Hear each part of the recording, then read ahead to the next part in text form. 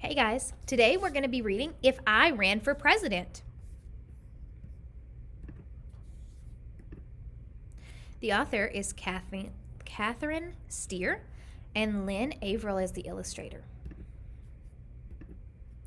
It would be great fun to run for President of the United States. If I ran for president, I'd hope people of the United States would choose me for a very important job, the job of leading our country. And I hope to follow in the footsteps of the past presidents such as George Washington, our first president, Thomas Jefferson, Theodore Roosevelt, and Abraham Lincoln. I'd have to think carefully about my decision to run for president. I'd want to talk and know how my family felt about it too. Then I'd ask myself, am I the best person for the job? Am I ready to work very, very, very hard for my country? Do lots of people believe in me? And will they help me run for office? If I could answer yes to all of those questions, then I'd declare my candidacy. That means I'd announce I was interested in the job of President of the United States. If I ran for president, I'd run a campaign to let voters learn all about me. People who thought I would be a good president would donate money or time to help. I'd hire people to work my campaign too. Campaigns can make a candidate famous. Soon, my name or face would appear on signs, buttons, bumper stickers, and t-shirts. I'd even star in television commercials. If I ran for president, I'd work with my political party. That's a group of people who share the same beliefs about how the country should be governed. They support candidates who uphold those ideas. The two major parties are the Democratic Party and the Republican Party. So the Democratic Party, their symbol is a donkey, and the Republican Party, their symbol is an elephant. There are other parties too called third parties. But people besides me would want to be president. The Republican and Democratic parties must choose whom they'll support in the election. In some states like Iowa, the parties each hold meetings called caucuses, where members pick their favorite candidates. In most states, party members hold an election called a primary. Caucuses and primaries show which candidates are popular with the voters and who might have the best chance of being elected. The first primary is held in New Hampshire in the winter before the presidential election. I'd be sure to visit there, but I'd have to bundle up. In the summer before the election, the political parties announce their candidate for president. The major parties make this announcement at meetings called conventions. Each state sends a delegate to the convention. Delegates vote for their candidate who is the most popular in their state. A convention looks like a big celebration full of cheering, chanting, balloons, and confetti. Millions of America watch the excitement on TV.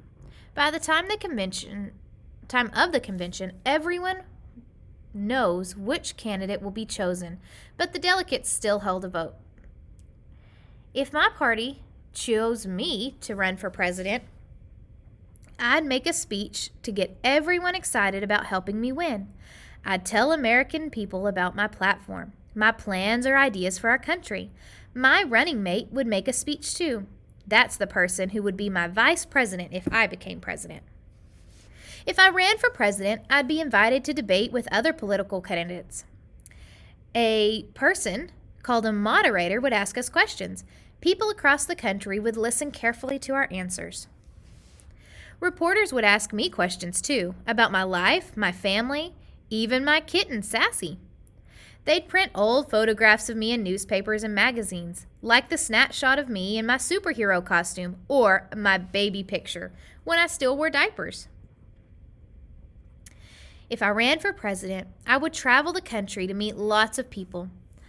I'd have my own campaign bus or airplane to take me from place to place.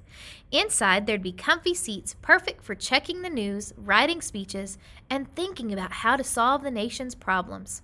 I'd take naps too. I'd need the extra rest. I'd work hard and be very busy. All in 1 week, I might share cereal with kindergartners in California, crunch corn with farmers in Kansas, and have dinner in Delaware, where I'd be the blue plate special with some apple pie and a large strawberry milkshake. After all that food, I might not feel too well. Still, I'd have to smile and talk with people I met. Presidential candidates must make a lot of speeches, shake hands, and cuddle babies. Finally, in November, Election Day would arrive. If I ran for president, I'd be nervous and excited. On Election Day, millions of voters from across the country go to their polling places to cast their ballots. That's another way to say vote. In our country, people vote in private. No one but you knows how you voted. But I'd choose my favorite candidate, me. Once the voting is finished, officials count up the ballots. Then comes the announcement on television, radio, in the newspapers, and on the internet. People everywhere find out who will be the next president of the United States. I'd stay up late and keep my fingers crossed. If I ran for president and lost, the people who worked so hard for me on my campaign would be disappointed. I'd be disappointed too. Still, I'd be proud that I had taken part in a free and fair election. I'd make the telephone call to offer my best wishes and support to the winner of our next president. But if I won, wow! On January 20th, I'd say the words of the oath of office and be sworn in as president. On that day, Inauguration Day, there'd be a parade and a fancy ball.